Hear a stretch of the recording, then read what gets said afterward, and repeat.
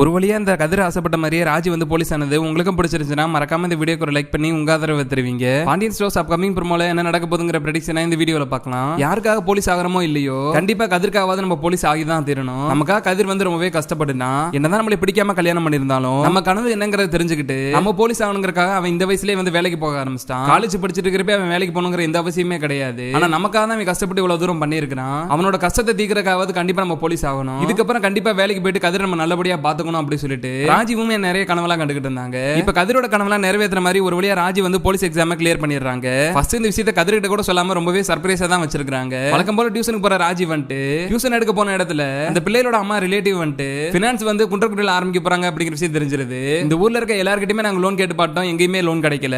உங்க அண்ணன் கிட்ட சொல்லி எங்களுக்கு லோன் தரீங்களா, நீங்க மட்டும் லோன் வாங்கி கொடுத்தீங்கன்னா எங்களுக்கு ரொம்பவே ஹெல்ப்ஃபுல்லா இருக்கும். எனக்கா கதிர் வந்து ரொம்பவே செலவு பண்ணிட்டான், அவனுக்கா இந்த சின்ன ஒரு உதவியா நான் பண்ணி தான் ஆகணும். இந்த ஒரு உதவி மட்டும் பண்ணுங்க, நான் வாழ்நாளே மறக்க மாட்டேன் அப்படி சொல்லிட்டு ராஜி வந்து டியூஷன் எடுக்க போன இடத்துல வந்து ஹெல்ப் கேட்டு இருக்காங்க. அந்த பிள்ளையோட அம்மாவுமே வந்துட்டு உனக்கு பண்ணாம நான் வேற யாருக்குமா பண்ண போறேன், கண்டிப்பா எங்க அண்ணன் கிட்ட பேசுறேன், இப்பயே உனக்கு லோன் கிடைச்சிருச்சுன்னு வச்சுக்கோ அப்படி சொல்லிட்டு அவங்களுமே சொல்லிடுறாங்க. உடனே ராஜிக்கு சந்தோஷம் தாங்க முடியாம டக்குனுக்கு கதிருக்கு போன் பண்ணி கதிர் எங்க இருக்கான்னு சொல்லி கேட்டு தெரிஞ்சுக்கிட்டு டைரக்டா கதிரை பக்கறதுக்காக கிளம்பிடுறாங்க. உனக்கு இன்னைக்கு ஒரு சந்தோஷமான விஷயம் சொல்ல போறேன், நம்மளோட கஷ்டம் எல்லாமே இனிமேல் தீர போகுது, நீ ஆசைப்பட்டபடி உனக்கு லோன்லாம் கிடைக்க போகுது அப்படி சொல்லிட்டு இருக்காங்க.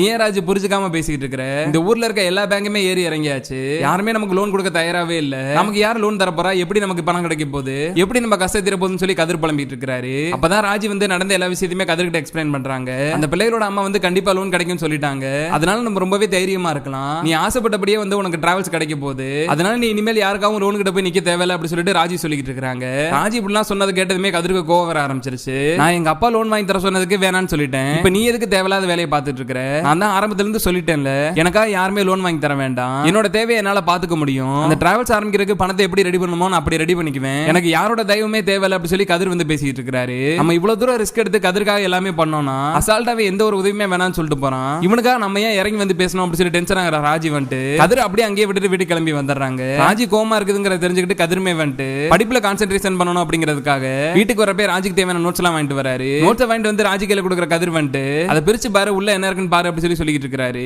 அந்த பார்சலே பிரிச்சு பார்க்காம ராஜி வந்துட்டு எனக்கு எதுவுமே தேவையே இல்ல, நீ எதுக்காக எனக்கு நோட்ஸ் வாங்கி கொடுத்துட்டு இருக்கிற, எனக்கு தேவையான நோட்ஸ் எனக்கு வாங்கி தெரியாதா, என்னால முடிஞ்சா நான் நோட்ஸ் வாங்கி போறேன், இல்லனா நான் சும்மா கூட இருப்பேன், எனக்கா நீ ஏன் தேவையில்லாம செலவு பண்ணிட்டு இருக்கிற, எனக்கு யாரோட தயவுமே தேவை கிடையாது, உனக்கு எப்படி என்னோட உதவி தேவை இல்லையோ அதே மாதிரி எனக்கும் உன்னோட எந்த ஒரு உதவியுமே தேவை இல்ல, இந்த நோட்ஸ் எல்லாம் நீயே எடுத்துட்டு போயிரு எனக்கு தேவையில்லை அப்படி சொல்லி ராஜி பிடிவாதம் பண்ண ஆரம்பிச்சிட்டாங்க. ராஜி பதிலுக்கு இப்படி பண்ணதுக்கு அப்புறம் தான் கதிர் வந்து அவரோட மிஸ்டேக்கை உணர்றாரு. அப்ப நம்ம பண்றது தப்பு தானே, ராஜி நமக்காக கஷ்டப்பட்டு இவ்வளவு தூரம் அலைஞ்சு லோனுக்கு ஏற்பாடு பண்ணிட்டு வந்திருக்கு, அந்த லோன் வந்து கிடைக்குமா கிடைக்காதான்னு கூட என்ன தெரியல, அதுக்குள்ளாட்டி நம்மளான ஒரு முடிவு எடுக்க ஆரம்பிச்சிட்டோம், யாரோட உதவி நமக்கு தேவையில்லை அப்படி சொல்லி நம்ம சொல்றப்ப ராஜியோட மனசு இப்படி தானே கஷ்டப்பட்டு இருக்கோம், அதனால தானே எப்பயும் இல்லாம ராஜி இப்ப இப்படி பேசுது அப்படிங்கறத கதிர் புரிஞ்சுக்கிறாரு. இதே மாதிரி கதிர் வந்துட்டு கொஞ்சம் கொஞ்சமா ராஜியை புரிஞ்சுக்கிட்டு அவரோட வீண் பிடிவாத குணத்தை விட்டுட்டு ரெண்டு பேருமே ஒன்னா சேர்ந்து வாழ்க்கையில முன்னேறினா நல்லா இருக்கும்னு நீங்களும் நினைச்சீங்கன்னா மறக்காம இந்த வீடியோக்கு ஒரு லைக் பண்ணி உங்க ஆதரவு தருவீங்க.